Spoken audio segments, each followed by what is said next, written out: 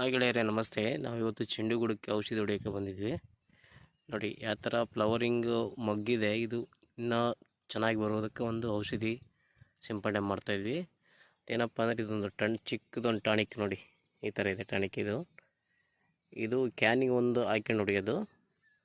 ಆಮೇಲೆ ಅದರ ನಂತರ ಒಂದು ಬೂಸ್ಟರ್ ಅಂತ ಕೊಟ್ಟಿದ್ದಾರೆ. ಇದೊಂದು 20 ml, ಆಮೇಲೆ 20 ಲೀಟ್ರ್ ಕ್ಯಾನಿಗೆ ನೋಡಿ ಥರ ಇದೆ ಕ್ಯಾನ್. ಈ ಕ್ಯಾನಿಗೆ ಆಲ್ರೆಡಿ ಮಿಕ್ಸ್ ಮಾಡ್ಕೊಂಡಿದ್ದೀನಿ ನಾನು ನೀರು ಕೂಡ ಹಾಕ್ಕೊಂಡಿದ್ದೀನಿ. ಇದ್ರ ಜೊತೆ ಇನ್ನೂ ಸ್ವಲ್ಪ ನೀರು ಹಾಕ್ಕೊಂಬಿಟ್ಟು ಮಿಕ್ಸ್ ಮಾಡಿ ಹೊಡೆಯೋದು. ಕ್ಯಾನ್ ಹಾಕೊಂಡು ಕ್ಯಾನ್ ಫುಲ್ ಆಗಿದೆ ಆಲ್ರೆಡಿ.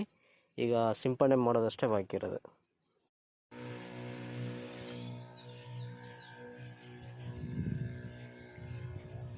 ಈ ಥರ ಸಿಂಪಡಣೆ ಮಾಡೋದ್ರಿಂದ ನಮಗೆ ಒಳ್ಳೆ ಬೆಳೆ ನಿರೀಕ್ಷೆ ಮಾಡ್ಬೋದು. ಯಾಕಂದರೆ ಈ ಥರ ಮಗ್ಗಿದೆಯಲ್ಲ, ಸಣ್ಣ ಸಣ್ಣ ಮಗ್ಗು, ಅದೆಲ್ಲ ನಿಮಗೆ ಫ್ಲವರಿಂಗ್ ಬರುತ್ತೆ. ಯಾಕಂದರೆ ದಸರಾ ಇರೋದೊಂದು 2 ವೀಕ್ಸ್ ಇರೋದ್ರಿಂದ ಅಷ್ಟೊಳಗೆ ನಾವು ಫ್ಲವರಿಂಗ್ ನೋಡ್ಬೋದು. ಇದರಿಂದ ನಾವು ಒಳ್ಳೆ ಆದಾಯ ಕೂಡ ಎಕ್ಸ್ಪೆಕ್ಟ್ ಮಾಡ್ಬೋದು. ನೋಡಿ, ಚೆಂಡು ಹೂವು ಬೆಳೆಗಾರರಿಗೆ ನಮ್ಮ ಕಡೆಯಿಂದ ಒಂದು ಚಿಕ್ಕದೊಂದು ಮಾಹಿತಿ. Thank you for watching BTL farmer. Bell icon press ಮಾಡಿ, ಲೈಕ್ ಮಾಡಿ, ಸಪೋರ್ಟ್ ಮಾಡಿ. Thank you.